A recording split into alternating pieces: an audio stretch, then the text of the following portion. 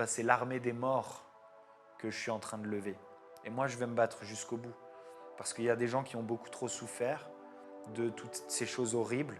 Et ces gens-là, eh bien, ils auront justice. Vincent Queijo est une personne qui repère une personne. Je ne sais pas sous quels critères, je ne sais pas comment fonctionne son inconscient, qui repère une personne pour certains caractères et qui va décider petit à petit de l'isoler avec des techniques qu'on ne peut pas voir à la télé.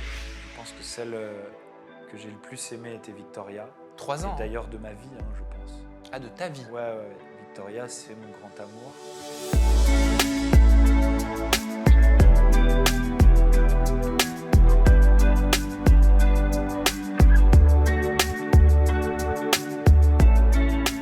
Bastos, ça va? Ça va et toi? Bah oui, j'aimerais bien moi avoir un bonnet comme toi aujourd'hui parce que j'ai rendez-vous chez le coiffeur demain, je me trouve mal coiffé pour notre interview. Oh, ça va. Oh, quand même. Moi, je me sens pas offensé par ta coiffure. Bon, bah c'est l'essentiel. Et tu te sens pas non plus offensé d'être face à moi? Non, pas du tout. Bah oui, parce que tu ne m'aimais pas, hein. Oui, mais ça y est. Maintenant, on travaille ensemble. Ah, donc tu m'aimes bien parce qu'on travaille ensemble? Bah, je veux dire, comment je peux ne pas t'aimer et être là? Ça voudrait dire que vraiment. Donc ça y est, t'as appris à m'aimer, tu m'affectionnes maintenant? Bah ouais, bien sûr. Je t'aime bien et je t'admire. Je suis dans ton cœur. J'admire énormément ton éthique de travail et je trouve que t'es un boss. C'est pas ce que t'as toujours dit, Non. mais on pourra en parler. Bien sûr. Allez, on est là pour se dire les choses. Bastos, on t'a tous connu, c'était à l'époque, en 2016, dans la saison 10, la saison anniversaire de Secret Story. Tu avais pour secret, je suis l'alibi du couple Sophia et Julien. Par la suite, tu as participé à tout un certain nombre de téléréalités, Les 12, Apprentis Aventuriers. 12? Je crois que j'en ai 12 à mon C'est actif. beaucoup. Ouais. C'est beaucoup. Les Princes de l'amour, Love Island, les 50. Puis tu as pris un tournant de créateur de contenu il y a quelques années. Tu as réussi à t'imposer avec succès dans le milieu du live, dans le milieu de la création de contenu. Alors tu es autant critiqué qu'apprécié, aimé, adoré, raillé, jugé. Mais on va pouvoir passer tout ça en revue au cours de cette interview. Et dans un premier temps, Bastos, j'aimerais te montrer un extrait de la seule et unique interview que nous avions faite ensemble en 2016. Je m'en rappelle. Parce que tu devais la faire peut-être. À ma sortie de Secret. À ta sortie de Secret. Après, tu ne pouvais plus me voir en peinture. Regarde, rappelle-toi. Les jours, quoi. Le vrai Bastien. T'as changé de jogging d'ailleurs. J'ai changé de jogging, j'ai même mis un jean pour l'occasion. Eh ben dis donc, Mazel Tov. Je suis tombé en Félicitations. Bon alors comme ça, même sorti de la maison, tu continues à embêter les candidats. J'ai vu, j'aimerais que tu m'expliques un petit peu ce que c'est le Seigneur des Ténèbres. Tu t'es autoproclamé. Le Seigneur des Ténèbres, c'est de l'autodérision. Quand je suis sorti, j'ai vu que j'étais le grand méchant de cette aventure. Donc ça m'a fait penser à Sauron dans le Seigneur des Anneaux et je me suis surnommé le Seigneur des Ténèbres et puis je joue un peu avec ça pour rigoler. C'est de l'autodérision. Tu le trouves comment ce garçon avec du recul? Bah, une densité capillaire qui me fait envie. On n'en est plus là. Quelques années sont passées par là. Mais tu te reconnais, tu vois quoi là? Ouais, je me reconnais. C'est marrant parce que je parle d'autodérision et je pense qu'à l'époque, j'en ai justement pas encore assez. Et je suis un petit peu trop sérieux, un peu trop tendu. Alors que, bon bah voilà, je veux dire, ça doit être pris comme de l'amusement tout ça aussi. Et j'aurais dû prendre plus de plaisir à l'époque. C'était mes regrets et c'est ce qui a fait qu'après 3 ans de pause, après Secret et Les Apprentis Aventuriers, je suis revenu en télé-réalité. Je me suis dit, mon regret, c'est de ne pas m'être assez amusé. À l'époque, je ne m'amusais pas. J'étais trop intense, j'étais trop premier degré. C'est pour ça que je me compare souvent à Simon Castaldi. Quand je le vois aujourd'hui être un peu trop à cran, un peu trop intense sur des histoires qui finalement n'ont pas tellement d'importance. Je me dis que voilà, j'ai bien évolué, j'ai pris du recul, j'ai pris de la distance. On va parler de Simon Castaldi. Je vais te montrer notamment une vidéo parce qu'il s'est rendu en bas de chez toi avec Cassandra et c'est Aquababe qui a révélé cette vidéo. Mais pourquoi le Seigneur des Ténèbres? C'était ton ancienne DA? Le Seigneur des Ténèbres. Je fais toujours aujourd'hui, les gens qui me regardent en stream le savent, énormément de références au Seigneur des Anneaux. Le Seigneur des Anneaux, avec ma famille, c'est un peu notre film fondateur, quoi. On a beaucoup de références à ce film, à ces films. Et ouais, du coup, le Seigneur des Ténèbres, c'était Sauron, c'était le grand méchant, c'était celui dont on ne doit pas prononcer le nom. Et c'est vrai que pour que même le présentateur à l'époque, Christophe Beaugrand, soit si agressif dans ses propos à mon égard, alors qu'un présentateur, en général, tu le sais mieux que personne, reste plutôt impartial, tu vois, plutôt neutre. Je me disais vraiment, ma personnalité a dû extrêmement déplaire à tout le monde, quoi. C'est fou de. Qu'est-ce qu'il avait d'attirer dit, une telle Christophe haine. Beaugrand? Il avait dit, je crois, dans ces termes, ce qu'a fait Bastos à Fanny, il va le payer au centuple. Avec un ton agressif. À l'époque, mes parents avaient pris peur, ils avaient appelé la production, ils avaient dit, mais qu'est-ce qui se passe? La production, le présentateur même de cette émission montre une haine affichée pour un candidat. On n'a jamais vu ça avant. Et ils ont pris peur, ils se sont dit, mais là, ils vont lui faire du mal, quoi. Et tu as pu lui poser la question à Christophe Beaugrand par la suite, pourquoi il était aussi véhément envers toi? Je l'ai recroisé plus tard et je ne suis pas sûr de bien me rappeler. C'était très bref, c'était quelques années plus tard et je crois que rapidement il s'est un peu excusé. Mais voilà, j'imagine que mon comportement et ma manière de jouer lui avaient fait carrément perdre les pédales. Alors j'ai quand même l'habitude de faire perdre les pédales à pas mal de gens, mais présentateur d'émission quand même. Tu disais pas Bastos là, tu dis Bastien Oui. en parlant de toi. Qu'est-ce qui a contribué à créer Bastos? Comment t'es passé de Bastien à Bastos? Le début de Bastos, c'est le début de ma chaîne YouTube que j'ai appelée Bastos. Mais Bastos, ça existait depuis bien longtemps. En école de commerce, par exemple, on m'appelait Bastos. Et c'est ma maman, la première, qui m'a donné ce surnom. Ça existait depuis bien longtemps et je n'avais même pas pensé à le prendre avant de rentrer dans Secret Story. Pour te dire, parfois, ça me choquait même qu'on m'appelle Bastien. Tu sais ce que ça veut dire Bastos? Je sais qu'il y a certains langages, le portugais, le tagalog, dans lesquels Bastos a une signification. Et en général, c'est plutôt mauvais garçon, garnement, Ouais, bad boy. en argot, il paraît que c'est une cartouche. Ouais, aussi. Il paraît que c'est un projectile, une balle, Ouais, en français. en français. Mais dans d'autres langages, ça existe le mot Bastos. Pourquoi t'as délaissé Bastien de Bastos? Parce que je sais que t'aimes pas quand on t'appelle Bastien. Il y a une raison ou pas? Alors de la même manière, j'aimais pas. Et la raison pour laquelle j'aimais pas, c'est qu'au moment où j'ai commencé ma chaîne YouTube, je me suis dit, je vais faire un vrai branding autour de mon nom. Je vais retourner en télé-réalité. Donc au moment où je retourne en télé-réalité, parce que ma chaîne YouTube fonctionnait bien et que j'avais ce regret de ne pas m'être assez marré, je me suis dit, je vais retourner en télé-réalité. Mais par contre, je vais faire bien attention que ça soit bien connecté avec mon compte YouTube, que le tout crée, tu vois, une croissance organique et que du coup, tout se nourrisse, quoi. Et du coup, je voulais plus qu'on m'appelle Bastien, je voulais qu'on m'appelle Bastos. Aujourd'hui, je suis au-delà de ça. Aujourd'hui, vraiment, je m'en fiche. Même ton compte en banque s'appelle Bastos. C'est pas mon compte en banque, c'est ma société. Ok, c'est pour ça. Je me suis dit, il a dû dire au banquier Bastos et rien d'autre. Non, c'est le nom de ma société. Tu penses que tu es perçu comment aujourd'hui? Parce que tu vois, tu t'appelais le Seigneur des Ténèbres quelque part à l'époque. Aujourd'hui, c'est la même chose ou ça a évolué? Aujourd'hui, je pense que je suis un personnage clivant. Ça veut dire qu'on m'aime autant qu'on peut me détester. Ce qui est bien, c'est qu'il n'y a personne qui est neutre. Tu vois ce que je veux dire? Moi, j'aime bien ça. Je suis un personnage un petit peu extrême et je l'ai toujours été. J'ai toujours été quelqu'un de provoquant. Quand j'étais petit, je me faisais engueuler par mes parents. Je me faisais engueuler par mes grands-parents parce que je suis moqueur, parce que j'ai des opinions, parce que j'aime bien me battre pour ces opinions. Et quand on se bat pour ses opinions, ça fait des heureux, ça fait des malheureux. Je veux dire, quand on va à la guerre, il y a un ennemi, quoi. Et moi, je suis un peu toujours en guerre depuis que je suis tout petit. Mais je suis très content de ne laisser personne indifférent. Et voilà, je suis très content d'avoir autant de haters que de lovers. Pour moi, il y a un problème avec les gens qui sont juste aimés. C'est lequel? Pour moi, il doit y avoir un problème de sincérité, étant donné que personne n'est parfait et qu'à partir du moment où on décide de se montrer tel qu'on est, on va faire des heureux et on va faire des malheureux. Alors, tu es né en 1988 en Alsace, c'est ça? Ouais, Mulhouse. Voilà, pays du bretzel. C'est ça. Tu sais les faire? Non, pas du tout. Je suis pas du tout cuistot, moi. Ah, tu cuisines pas? Ah non, pas du tout. Mais tu Je te sais fais pas. quoi à manger chez toi? Je sais faire juste des pâtes. Je commande une fois par jour. Et une fois par jour, je me force à faire des pâtes ou faire du riz ou des lentilles. Tu vois, Bon, j'alterne. c'est déjà bien. Ta maman, elle est championne de tennis, Mhm. c'est ça? Ouais, plusieurs fois championne de France en titre. Championne du monde avec l'équipe de France, je crois, une fois. Elle avait même sa chance au championnat du monde cette année et elle a décidé de ne pas le faire. Mais ouais, une grande championne de tennis. Ton papa est dans le sport aussi ou pas du tout?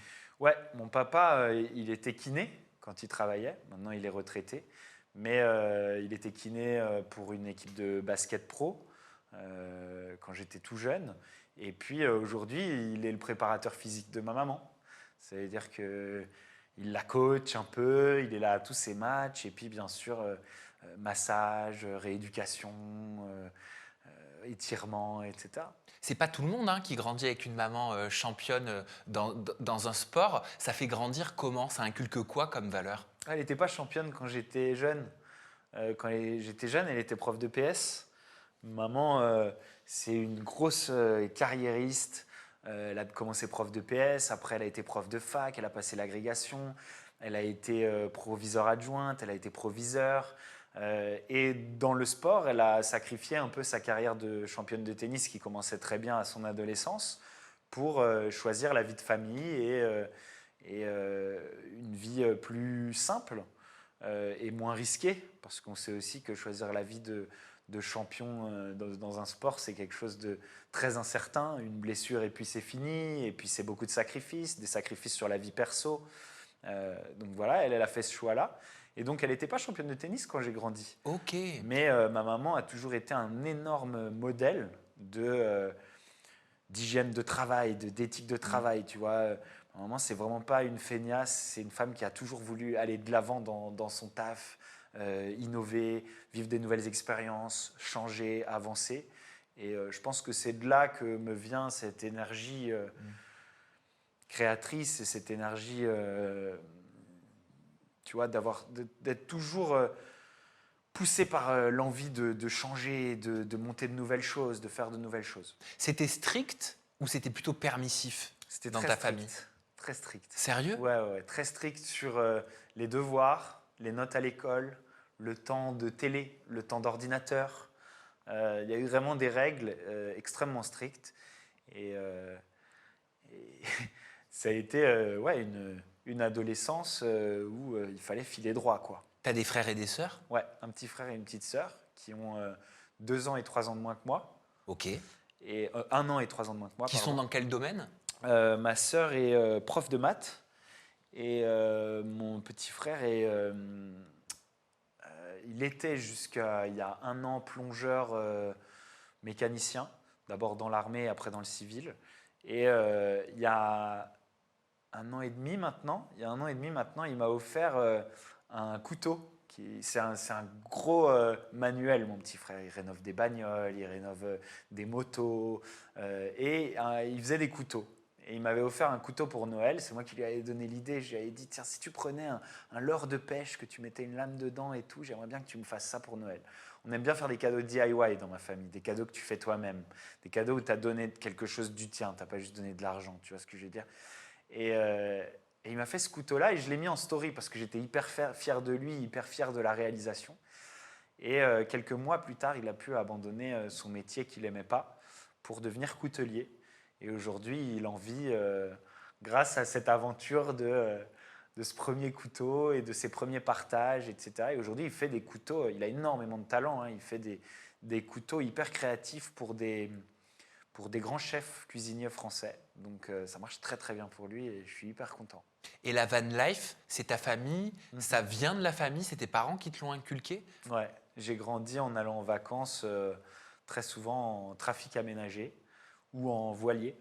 Donc cette manière de vivre un petit peu simplement, un petit côté minimaliste et surtout un gros côté nomade, c'est un truc dans lequel j'ai grandi et je pense que sans grandir dedans, c'est quand même une vie qui n'est pas facile. Moi, toutes mes ex que j'ai emmenées brièvement faire des petits trips en van, ça ne s'est pas super bien passé.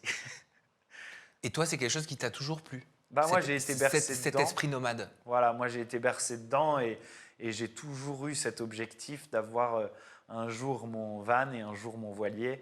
Et voilà, c'était un objectif quand j'étais petit et c'est une vie dont j'ai l'habitude, j'ai besoin de très peu. Je me suis habitué à ça.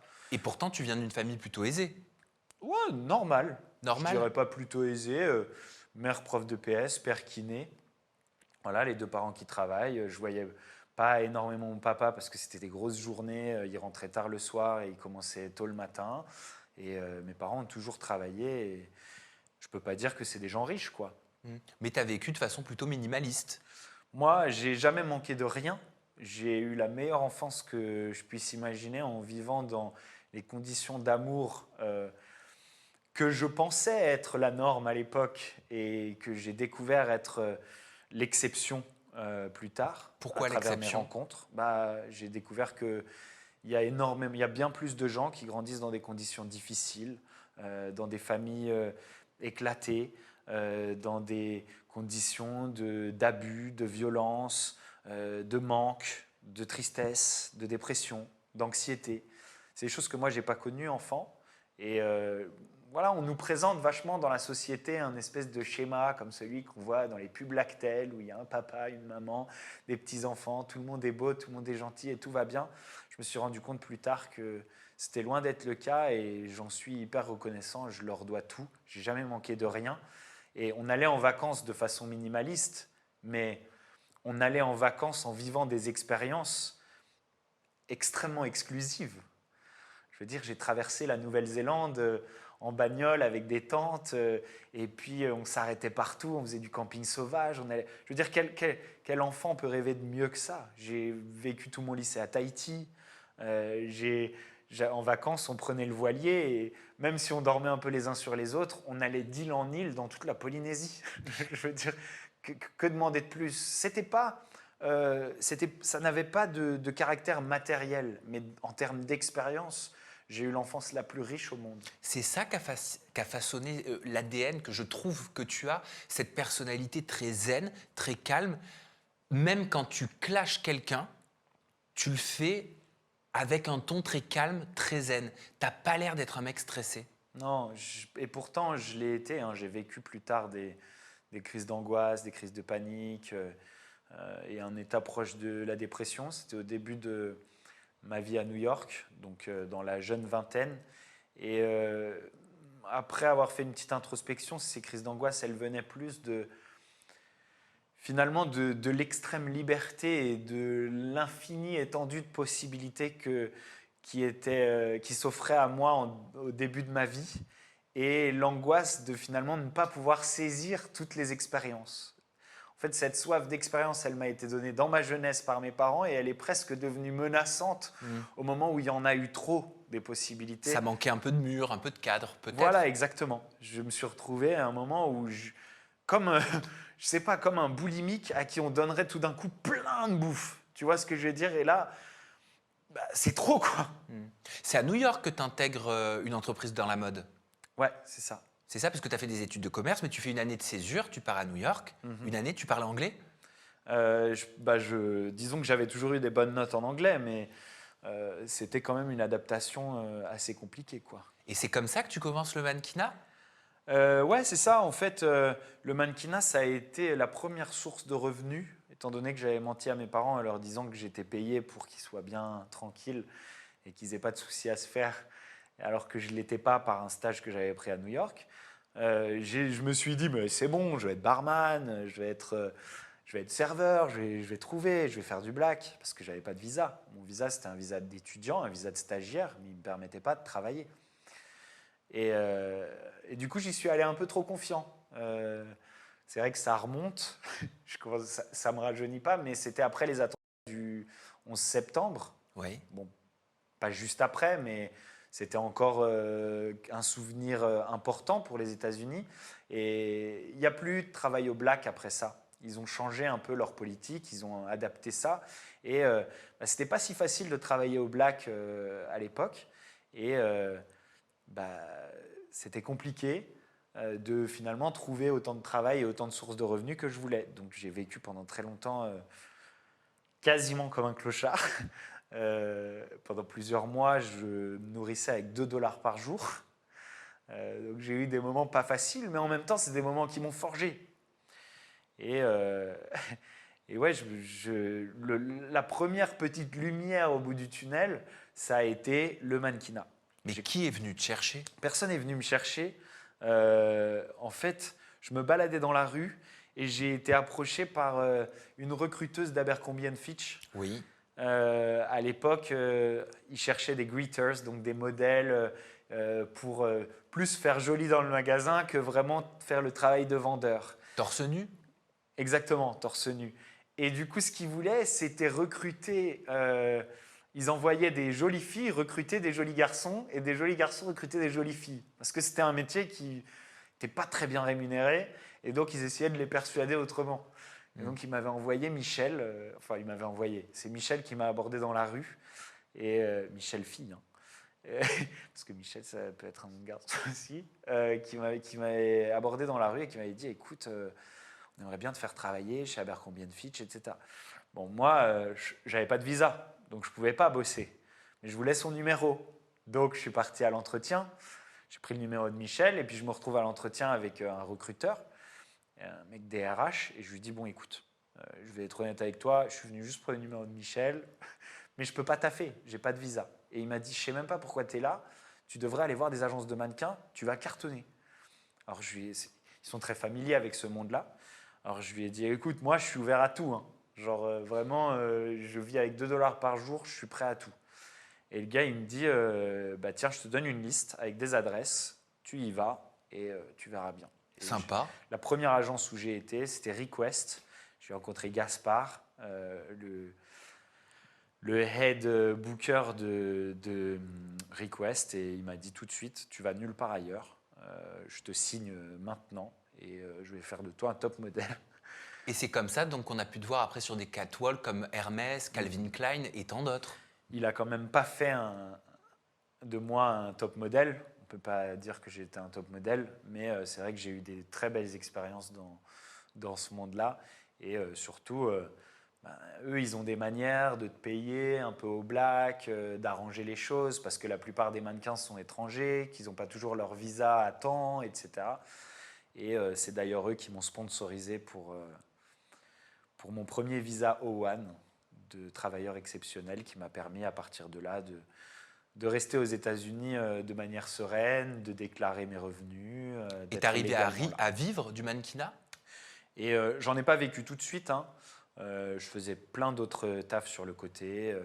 Une fois que j'ai eu mon visa, j'ai pu me permettre de faire du catering, serveur, manager d'événements. Je faisais des guest lists devant les clubs, devant les soirées de la mode à New York. J'ai refait des stages après. J'ai fait un stage de relations presse dans la mode. Donc ça me permettait d'avoir des bons contacts pour faire l'entrée des soirées Marc Jacobs, des soirées Heidi, des soirées Nylon, voilà, tous ces magazines et ces marques de vêtements. Il y a des similitudes entre le milieu du mannequinat et le milieu de la télé-réalité? C'est un milieu un peu, comment dire, où il y a de l'argent facile pour ceux qui en gagnent, parce que c'est pas facile de faire de la télé et c'est pas facile de faire du mannequinat. Mais pour ceux qui en gagnent, c'est de l'argent facile. Et en général, l'argent facile vient avec pas mal de dérives en termes de consommation, en termes d'abus, en termes de considération de l'autre. Il y a plus de drogue dans le mannequinat ou dans la télé-réalité? Moi, je ne suis pas dans la drogue, donc j'ai du mal à te faire un vrai topo des quantités. Mais il y en a dans les deux et il y en a beaucoup dans les deux. Il y a plus d'hommes qui tentent d'exercer un pouvoir au travers de leur influence qu'ils peuvent avoir sur les femmes ou les hommes dans le mannequinat ou dans la télé-réalité selon toi? Je pense que ça se vaut, hein. Je pense que ça se vaut. Moi, dans le mannequinat, j'ai eu des propositions indécentes. J'ai eu des situations très inconfortables dans lesquelles je me suis retrouvé, que j'ai instantanément dénoncé, de la même manière que je le fais aujourd'hui, que j'ai instantanément dénoncé. Je me suis insurgé contre ça à l'époque. Ça a posé beaucoup de problèmes. Des propositions indécentes d'hommes, de femmes? D'hommes.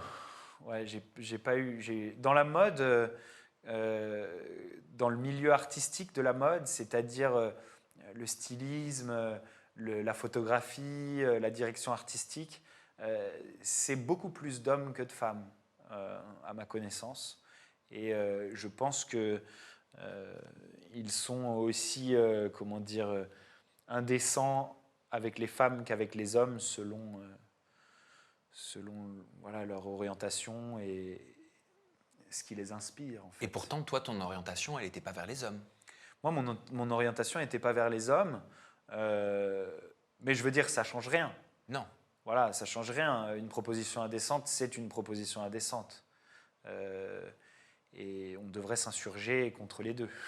Et comment t'expliques, tiens d'ailleurs, Bastos, qu'il y a eu pas mal de rumeurs depuis ta carrière en télé dans Secret Story qui pensaient que tu étais gay? Je pense que c'est sûrement dû à mon côté assez libéré. Je veux dire, je pense que j'ai quasiment autant d'amis homosexuels que d'amis hétérosexuels, donc peut-être mes fréquentations aussi. Mon côté, tu vois, il y a des gens qui parlent de tolérance, je parle même pas de tolérance. Pour moi, genre tout ça c'est normal, tu vois ce que je veux dire? C'est vraiment pas, je vois pas de différence entre les humains selon leur orientation sexuelle. Et peut-être que ça a joué, j'en sais rien. Mais c'est dû à quoi? À ton crop top que tu pouvais porter Ouais, comme Antoine Goretti? De la même manière, je me suis battu bien avant Antoine Goretti pour que les vêtements soient pas genrés. Et je me suis battu d'un côté et d'un autre côté, je le faisais même pas par combat. Tu vois ce que je veux dire? Mon plaisir, c'était de tenter des choses, d'essayer des choses. Moi, je viens du milieu de la mode. Ça a toujours été, je veux dire, un goût pour moi, la mode. Et du coup, j'ai toujours voulu essayer plein de choses. Et peut-être que ça a joué aussi, sûrement. Et est-ce que tu as déjà essayé avec un mec? J'ai jamais été attiré physiquement par un homme. J'ai déjà été attiré spirituellement, tu vois, par un homme. Et je pense que ça a débouché plus sur de l'amitié. Je pense que, en fait, l'orientation sexuelle fait que tu vas prendre le chemin de l'amitié ou de l'amour, en fait, bizarrement. Mais un coup de foudre, c'est un coup de foudre pour un être humain, tu vois. Et j'ai eu des coups de foudre pour des hommes qui sont devenus des coups de foudre amicaux, étant donné qu'il n'y avait pas d'attirance sexuelle. Tu avais déclaré à Laura Lampica que tu pourrais avoir une expérience un jour avec un homme par curiosité. Le jour où je serais attiré par un homme, j'aurai cette expérience sans aucune barrière et sans aucun frein. Et voilà, j'ai aussi, et attention, hein, je jette la pierre à personne, mais j'ai aussi la chance d'avoir une éducation hyper ouverte d'esprit, des parents qui n'ont jamais mis de frein sur quoi que ce soit. Et c'est malheureusement pas le cas de tout le monde. Et c'est bien plus dur pour certains que pour d'autres. Et voilà, j'ai déjà été très attiré aussi par des femmes trans. Et je ne l'ai pas caché, j'ai raconté aussi ces expériences-là. Jade? Par Jade, ouais, entre autres, mais il y en a eu d'autres. Auriel? Ouriel, on n'a rien eu avec Ouriel, il n'y avait pas vraiment d'attirance. Mais j'ai déjà embrassé et failli aller jusqu'au bout. Et c'est pas de ma faute si on n'a pas été jusqu'au bout. Une femme trans qui s'appelle Andrea. Andrea, je ne sais plus ce que c'était son nom de famille, mais elle avait concouru pour Miss Paris et elle pouvait être la première à concourir pour Miss France si jamais elle était élue. Et vraiment, elle est magnifique. Et on s'est embrassés, on est rentré chez moi et j'ai senti une petite gêne de sa part, pas de la mienne. Et je pense que c'était parce qu'elle savait que je ne savais pas. Mais j'ai aucun... Je veux dire, à partir du moment où je suis attiré par une personne, je n'ai pas de frein à le montrer et je ne veux pas être esclave de ma culture. Je veux suivre mes émotions et je veux suivre mes attirances. Eh bien, ceux qui ont suivi leurs émotions, ce sont Cassandra et Simon Castaldi qui se sont reçus, qui sont venus en bas de chez toi, c'est ça? Ils avaient ton adresse Oui, bah Simon est venu plusieurs fois streamer en chez moi. live, pas Cassandra. Cassandra, jamais. Je crois qu'elle est jamais venue. Bah pour le coup, elle est venue. Regarde. Tu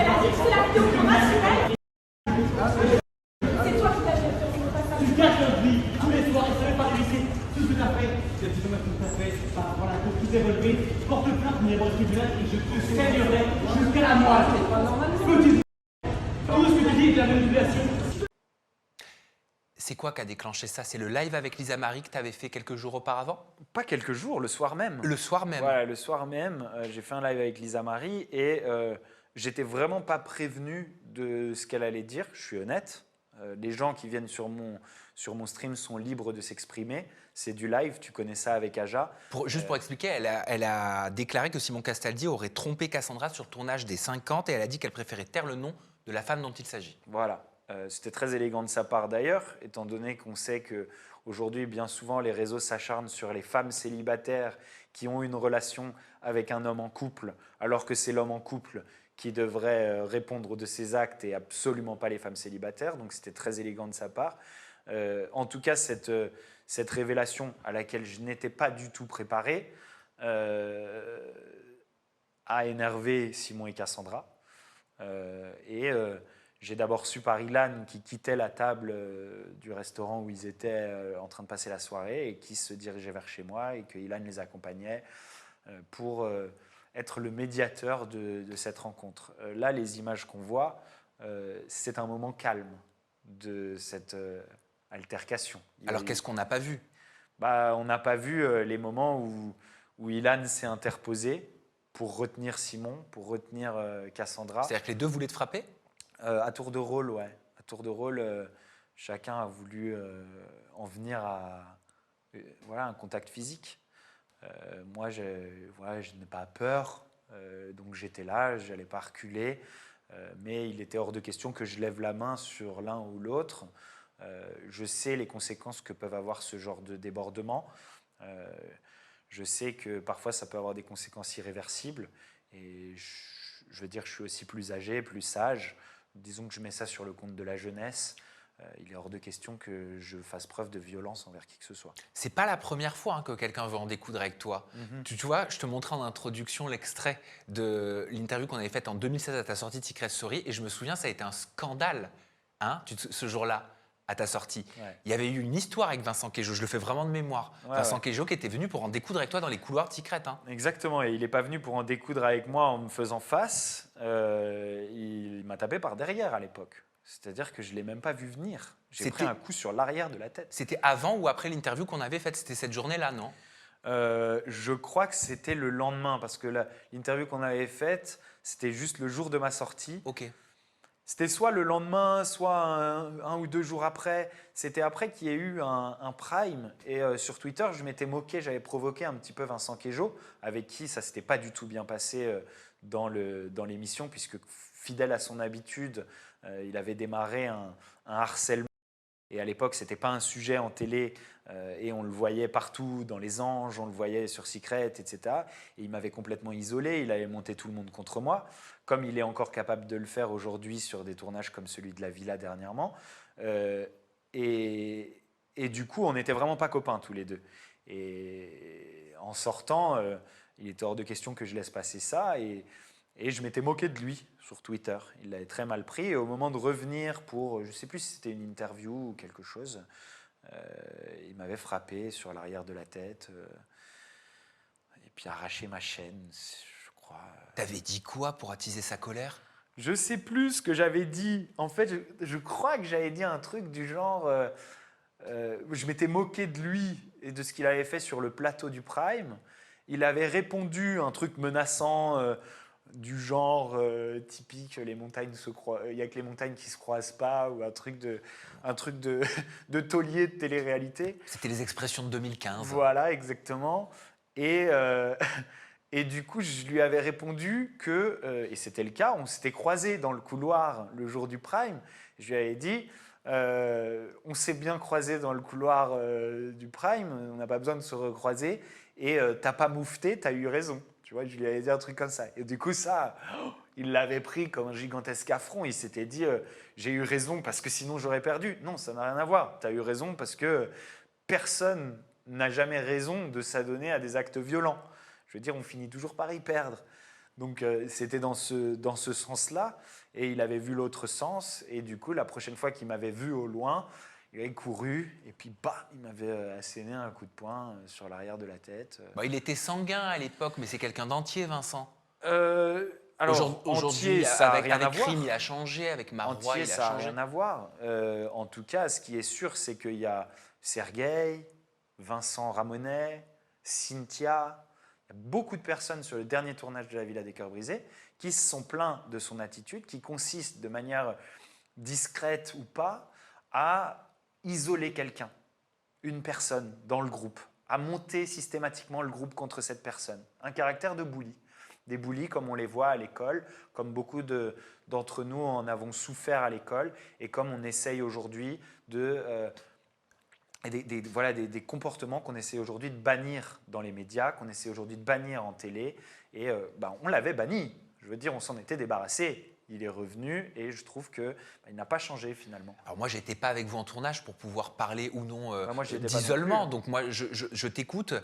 Mais est-ce que si tel est le cas, avec une volonté d'isoler, c'est pas parce que tu le piquerais peut-être un peu trop régulièrement? C'est pas toi dernièrement qui sur les réseaux, je le fais vraiment comme ça, c'est Oui. pas prévu. Non, mais c'est pas vas-y. toi qui a dit que Marois était une michto d'être avec lui? Oui, mais Enfin, je moi, veux dire, j'étais c'est- pas sur le tournage de La Villa des Cœurs Brisés.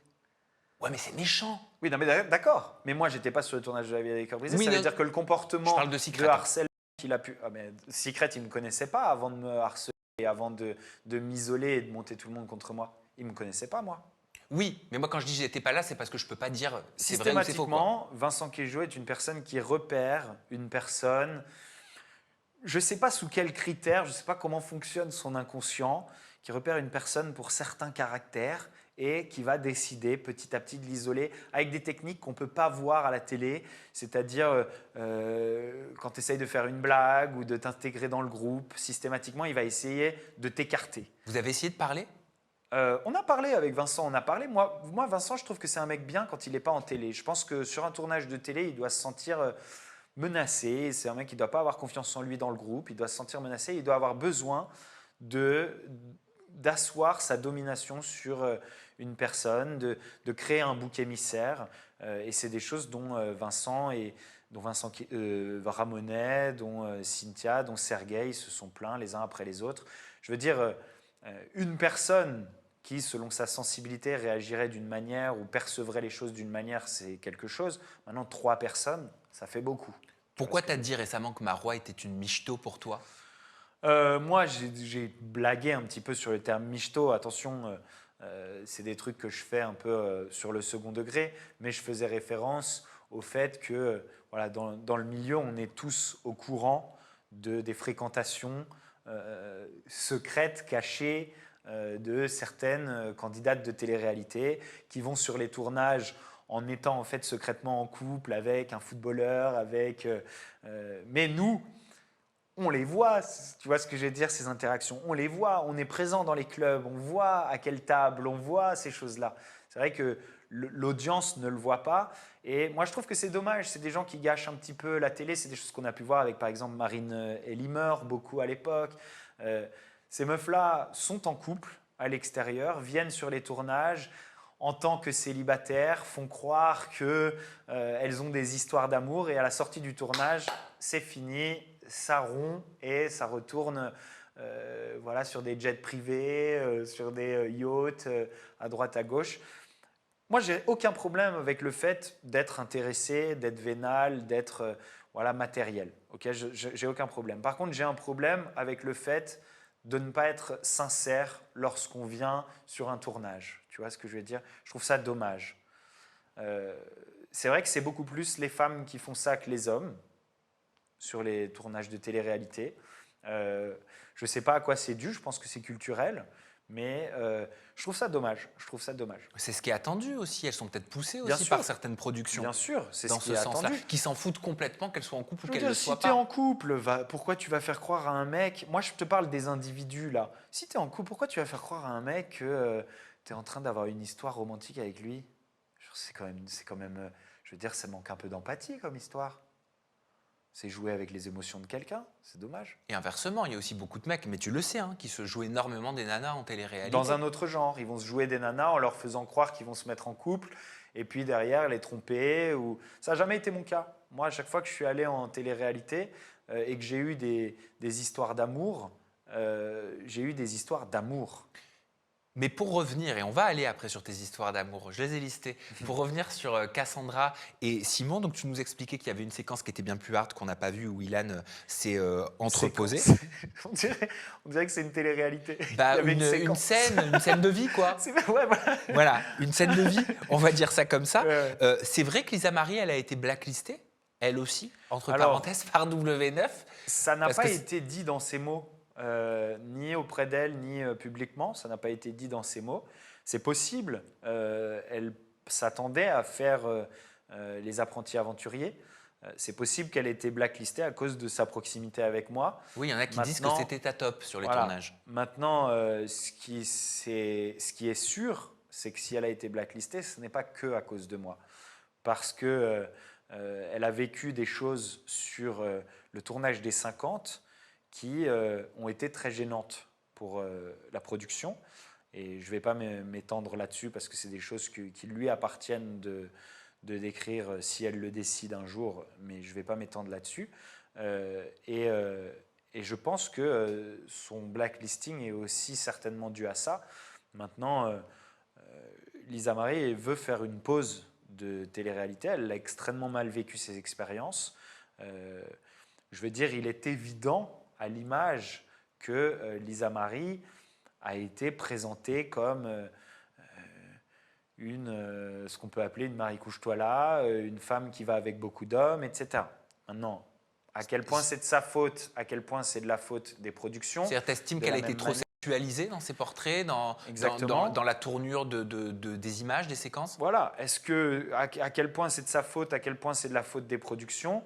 Ce qui est sûr, c'est qu'à aucun moment, les productions ne se sont dit peut-être que ça va déboucher sur des situations compliquées. Voilà. Et ont pris la décision, par empathie et par éthique, de la préserver. Okay, à aucun moment. En tout cas, elle vit des moments qui ne sont pas faciles en ce moment et elle fait le choix, et je trouve que c'est hyper judicieux de sa part, de s'éloigner, de faire une vraie pause de la télé-réalité, parce que les choses qu'elle a vécues sont très difficiles et il faut bien se rappeler qu'on ne voit pas tout. Voilà. Tu as des reproches à faire à la télé-réalité, tu as des reproches à faire à certains candidats, tu as des reproches à faire à certaines productions. Il y a aussi des candidats de télé-réalité avec qui tu as participé à des émissions qui t'ont fait des reproches publiquement sur les réseaux sociaux. Comme quoi? Comme Mélanie Dedigama. Ouais. Mélanie Dedigama que tu as rencontrée dans Secret Story, la saison 10, on l'évoquait tout à l'heure. Je pense que c'est une vraie histoire d'amour, hein, tous les deux sur le coup. Ah non, je dis pas le contraire du tout. Oui, mais enfin, je veux dire, il y a eu quelque chose de très authentique, de très honnête entre vous deux. Et dans toutes mes histoires d'amour, ça veut dire que moi, j'ai jamais menti. Lorsque je suis tombé amoureux, je suis vraiment tombé amoureux. Aujourd'hui, le problème de la télé-réalité, c'est qu'on voit des espèces de faux couples qui se forment pour faire des histoires et pour attirer la caméra. Et ça tente tout pour le tout pour attendre la diffusion avant de se séparer. Et bien souvent, ça y arrive même pas. À l'époque, au moment de votre premier Moundir, à l'époque où c'était Moundir et les apprentis aventuriers, elle se plaignait que tu l'avais virée, que tu l'avais mise dehors, le soir même, quoi. Elle était à la rue, elle était quelque part du SDF. Départ. Ouais, c'est ça. Alors, elle n'a pas du tout été SDF. Hein. Au moment où moi, j'ai décidé ça, j'ai appelé la prod et je leur ai dit il va falloir prendre un hôtel pour Mélanie pour les derniers jours avant de partir. De mon côté, je rendais l'appart, c'est-à-dire que je ne la mettais pas à la rue, c'est-à-dire que je nous mettais à la rue. Je ne voulais plus avoir un appartement en commun avec elle parce que, je veux dire, les événements étaient trop hors de contrôle. Alors, de la même manière, je ne veux pas trop parler de Mélanie Dedigama parce qu'aujourd'hui, on est tous les deux passés au-delà de ces histoires et je lui souhaite tout le meilleur et je ne veux plus parler d'elle tant qu'elle ne parle pas de moi et qu'on reste chacun Mais parce de que son côté. tu as eu parlé d'elle, enfin, elle estime que tu as parlé d'elle beaucoup Tu Ouais. le sais. Elle Mais- avait dit une personne qui vous fait autant de mal psychologiquement pendant des années, qui une fois votre rupture actée fait des lives constamment sur vous, des stories, des snaps, interviews, de nombreuses vidéos YouTube pendant des années sur sa chaîne et celle d'autrui dans le seul but de vous dénigrer, vous humilier, vous rabaisser, vous nuire et pouvoir balancer des fausses rumeurs à votre sujet. Alors, il y a deux choses par rapport à ça. Oui. D'une part, on est des gens qui avons décidé d'être transparents avec notre vie, d'aller en télé, de montrer nos histoires d'amour, de montrer nos vies, etc. Cette transparence, on l'a choisie. Okay, du jour au lendemain, si on veut, on peut même s'en défaire en supprimant nos réseaux sociaux et on n'entendra plus jamais parler de personne. Okay, cette transparence, on l'a choisie et nos histoires nous suivent avec le temps. Les gens nous posent des questions et ces histoires, plus elles sont sincères d'ailleurs, plus elles marquent les esprits. Tu vois, aujourd'hui, tu m'en reparles encore. Et mes histoires ont toujours été extrêmement sincères, extrêmement vraies, extrêmement transparentes et extrêmement touchantes parce qu'elles avaient cette sincérité. On t'en reparle. De la même manière, moi, tu l'as vu, j'ai aussi pris un virage qui est un virage de traiter de l'actualité des réseaux sociaux. D'une manière un peu différente de la tienne. La tienne est un peu plus lissée, un peu plus professionnelle, et la mienne est un peu plus haute en couleurs, un peu plus moqueuse, un peu plus fun. En plus d'avoir des questions sur mes ex, etc., j'ai aussi des questions régulières sur l'actualité. Ces gens-là continuent à faire l'actualité. Donc, il m'arrive bien sûr d'en parler. Et d'en parler toujours en toute objectivité. C'est-à-dire qu'il m'est arrivé autant que de dire des choses, des opinions pas forcément positives, de dire des opinions positives. Le problème, c'est que dans ce milieu, quand tu dis un truc positif et tu en as l'expérience, personne n'en entend parler. Quand tu dis un truc négatif et que il t'arrive peut-être 2 fois dans l'année ou 3 fois dans l'année de dire un truc négatif, ou c'est du harcèlement, il parle que de moi. Mais tu n'as pas vu tout le reste. Tu vois ce que je veux dire ? Tu vois, Bastos, j'ai l'impression quand même, parce que tu es un garçon intelligent, j'ai l'impression que quand elle a prononcé ces mots-là, ça t'a fait quand même un truc. Bien sûr. Peut-être que ça t'a fait même de la peine et que tu t'es dit « Ah, je me suis peut-être pas rendu compte ». Non, mais de toute façon, ça me fait de la peine. En fait, la situation, elle est similaire avec Simon et Cassandra. Simon et Cassandra, les choses qu'ils avaient à me reprocher sont le fait de parler d'eux et de dire parfois des choses positives et parfois des choses négatives. Ils entendent parler que des choses négatives et surtout, ils n'entendent pas parler de tous les autres sujets que je traite. Ça, c'est une vérité. Et du coup, ils ont une impression d'acharnement. Mais dans certains cas, je les défends. Il m'est arrivé plein de fois de défendre Cassandra. Il m'est arrivé plein de fois de défendre Simon. Mais ça, ils ne l'entendent pas. Ça ne leur revient pas aux oreilles. Ça ne les énerve pas. Et du coup, ils ont une impression d'acharnement qui n'est pas un acharnement et qui est toujours objectif. Tu vois ce que je veux dire ? Et c'est ça que je leur ai expliqué quand on a réussi à se calmer un peu et à s'écouter les uns les autres. Tu vois ce que je veux dire ? Et j'ai rappelé à Cassandra que j'ai été un soutien à plusieurs reprises. Et maintenant, ces gens-là continuent à faire l'actualité. Tu vois ce que je veux dire ? Et comme ils continuent à faire l'actualité et comme aujourd'hui mon travail est d'être non seulement sur ton plateau, mais sur le mien, un analyste de l'actualité, de la commenter, un commentateur de l'actualité, je risque de nouveau la commenter. Tu vois ce que je veux dire ? Ah bah ça arrivera. Et tu ne peux pas m'attaquer pour ça, parce que ce n'est pas un acharnement. Je parle de toute l'actualité et je donne mon opinion, et mon opinion est objective, car je peux le prouver. Il y a plein de fois où mon opinion a été positive à l'égard des comportements de ces gens-là, et même défensive, c'est-à-dire que je les ai défendus contre l'opinion publique à plusieurs reprises. Oui, mais à l'égard de tes anciennes relations, de tes anciennes petites amies, j'ai l'impression, tu peux me dire que tu es à côté de la plaque totale, mais c'est mon analyse. J'ai l'impression que tu as changé, que la façon dont tu pouvais traiter publiquement de tes relations amoureuses a changé aujourd'hui. Peut-être que… Tu t'en rends compte ou pas ? Oui, peut-être. Mais de toute façon, j'ai toujours eu de l'empathie pour tout le monde, autant que j'ai de l'empathie pour Cassandra dans cette histoire qui, je le vois, elle souffre. Et donc, du coup, peu importe le reste, je le vois, elle souffre. Okay ? Et peut-être que même cette souffrance, elle est à l'origine de certains comportements négatifs qu'elle peut avoir. Tu vois ce que je veux dire ? Moi, ça ne me fait pas plaisir que les gens en souffrent. Tu vois ce que je veux dire ? Moi, je fais mon travail, je donne mon opinion, positive, négative, parfois un peu moqueuse. Pour moi, c'est des blagues. Les blagues, on ne les perçoit pas pareil que les gens qui les reçoivent. Et la sensibilité de chacun est différente. Ça ne me fait pas plaisir que certaines ex aient souffert de certaines choses que j'ai pu dire. Ça ne me fait pas plaisir non plus que certaines personnes sur qui j'ai donné des analyses puissent souffrir, garçons ou femmes. Tu vois ce que je veux dire? Donc oui, c'est vrai que inéluctablement, j'en viens à lisser un petit peu mon propos et finalement peut-être que je tends vers toi avec le Non, temps. c'est pas ce que je Peut-être dis. qu'un jour, je deviendrai plus un Samzira qu'un Bastos. Mais non, mais c'est parce que peut-être qu'en fait, pourquoi Kéline, elle avait le même ressenti, tu vois? Elle disait c'est un mesquin, qu'est-ce qu'elle disait? Mesquin, malsain, faire du buzz jusqu'à pâtir de la réputation de quelqu'un. Angèle aussi, Salentino, à l'époque, elle s'était indignée en disant que tu l'avais foutu dehors avec une vidéo que tu aurais postée. Mais aujourd'hui, j'ai l'impression que tu n'as plus ces comportements depuis un moment. Donc, est-ce que tu as changé? Est-ce que tu regrettes? Est-ce que c'est elle qui avait un problème? Est-ce que c'est toi, tu vois? Écoute, quand je repense à ces situations-là, hein, que ce soit avec Kéline, avec mes ex, je n'avais pas d'autre choix que d'en venir là. Tu vois ce que je veux dire? Je pense que ce qui a changé, c'est plus la prudence de ma part, tu vois, de ne pas me retrouver dans ces situations. Je pense aussi que les gens qui sont castés pour faire de la télé-réalité sont des gens qui, pour la grande majorité, présentent une fragilité, des traumas importants. Et d'ailleurs, on peut le voir même à l'écran sur des émissions comme La Villa des Cœurs Brisés, des traumas importants qui leur donnent des réactions parfois incontrôlées, des réactions comme par exemple celle qui est arrivée dans la rue l'autre soir. Ces situations, une fois qu'on est conscient qu'elles peuvent arriver, on peut les prévenir. On peut, tu vois ce que je veux dire, se protéger contre ce genre de situation. Mais à l'époque où elles sont arrivées, j'ai pas cette expérience, j'ai pas ce recul. Tu vois ce que je veux dire? J'ai pas ce recul.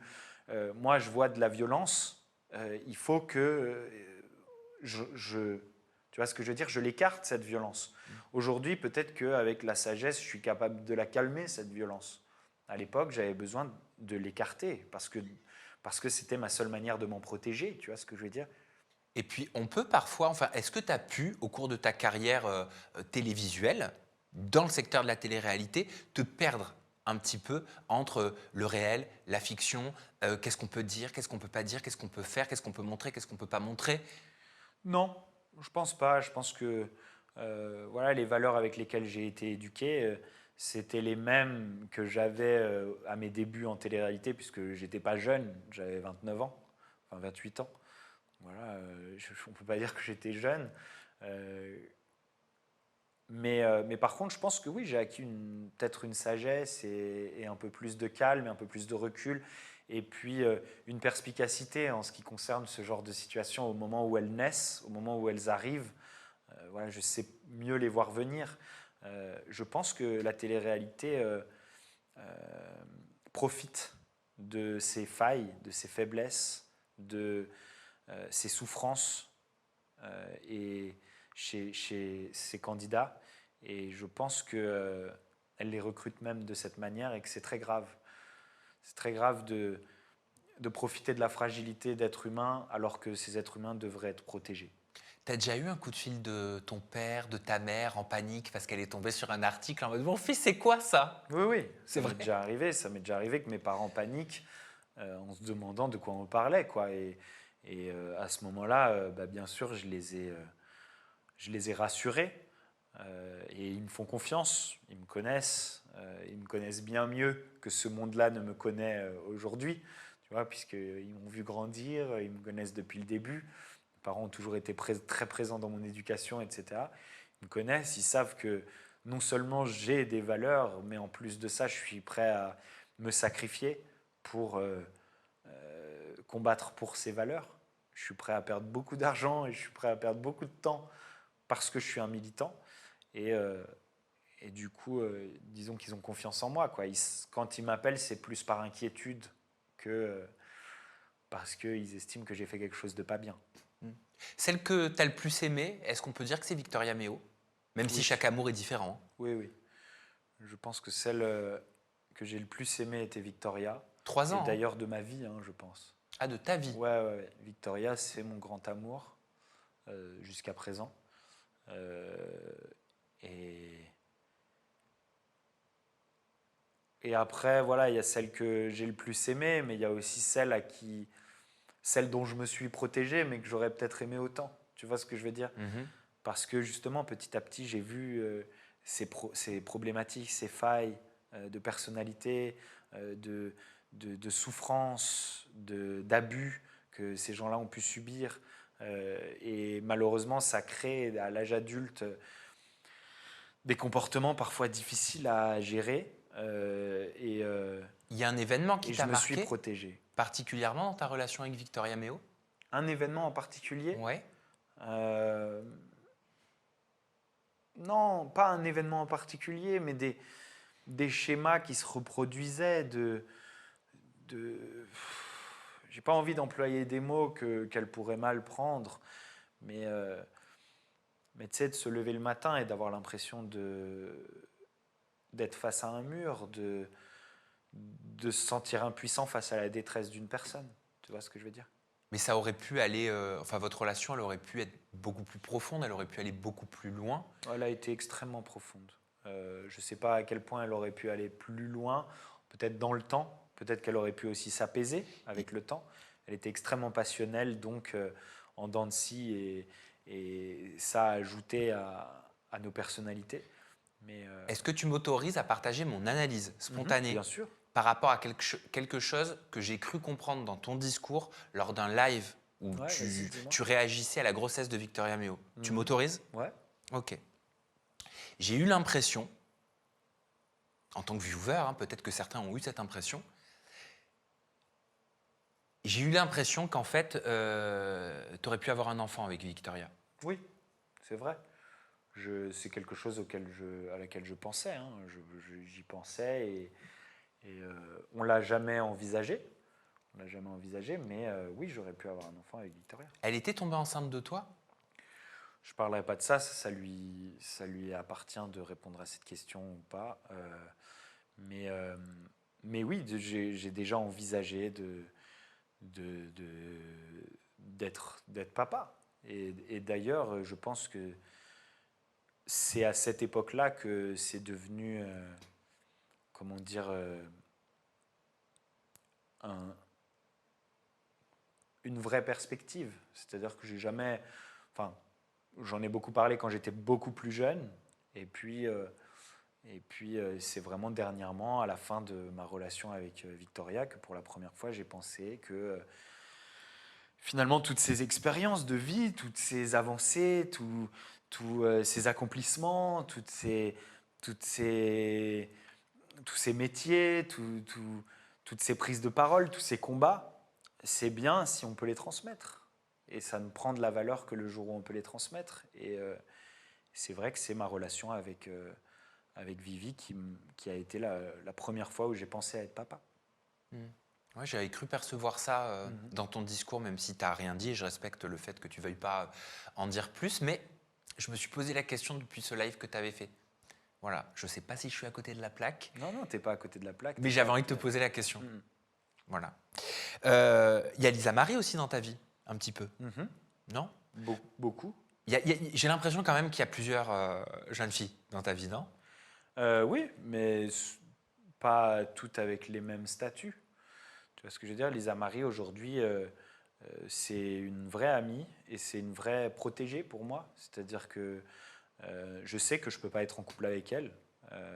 Je sais que si je me mets en couple avec elle, je vais souffrir. Pourquoi?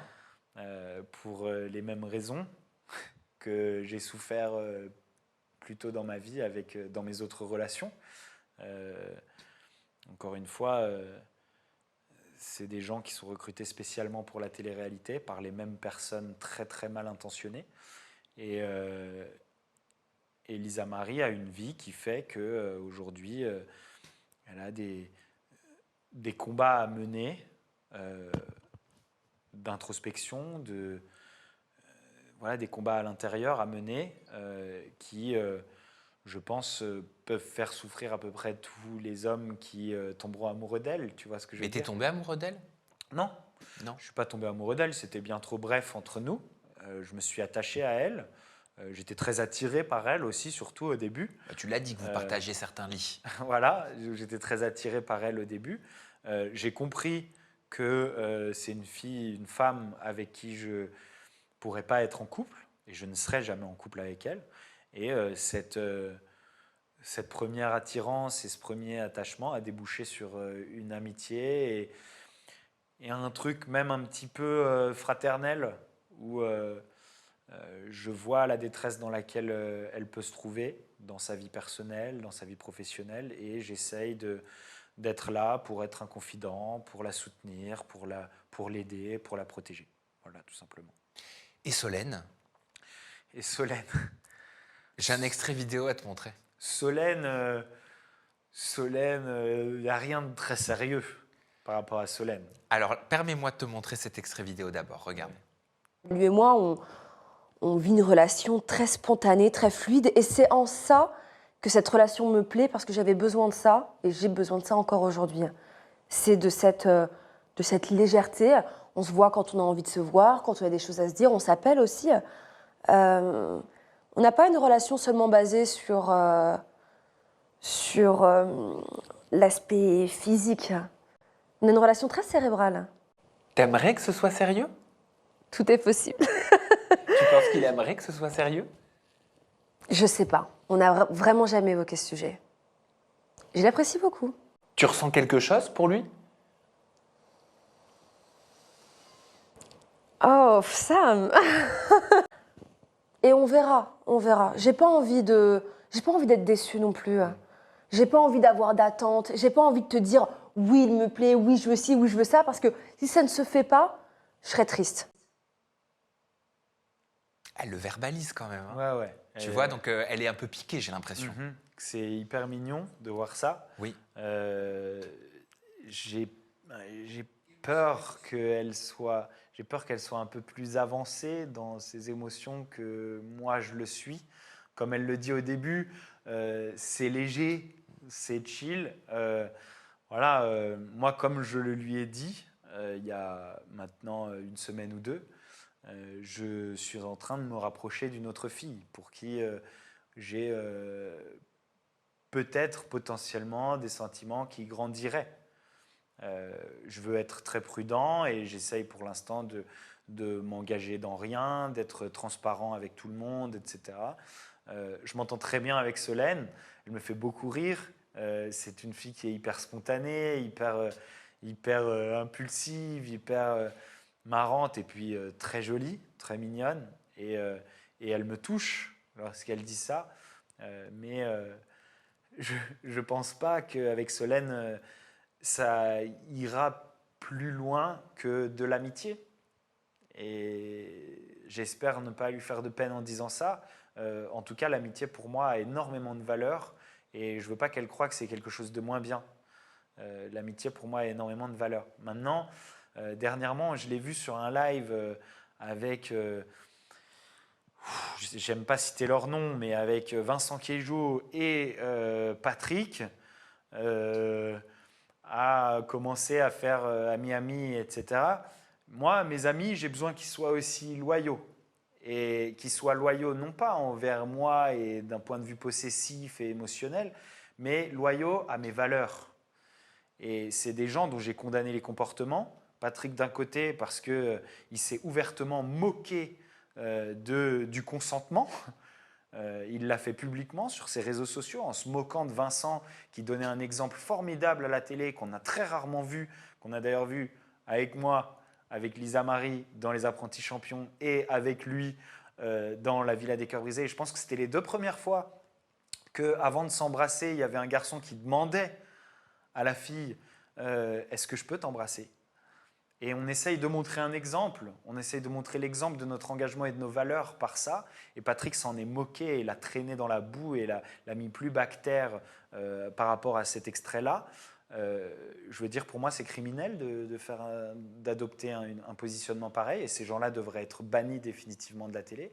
Vincent, pour son attitude de harcèlement sur la Villa des Cœurs Brisés, que j'ai condamné fermement, qui en plus a touché des amis proches à moi, ça m'embête de voir quelqu'un que je considère de plus en plus comme une amie, comme Solène, se lier avec ces gens-là et faire ami-ami avec eux. Voilà. T'as toujours ton addiction au sexe? Non, je pense pas. Disons que peut-être que c'est tu sais, genre l'âge qui finalement tamise un peu mes hormones. C'est à Faustine Bollard que tu disais ça. Ouais. 21 fois par semaine? C'est vrai qu'il fut un temps où j'avais une libido débordante. C'est plus le cas.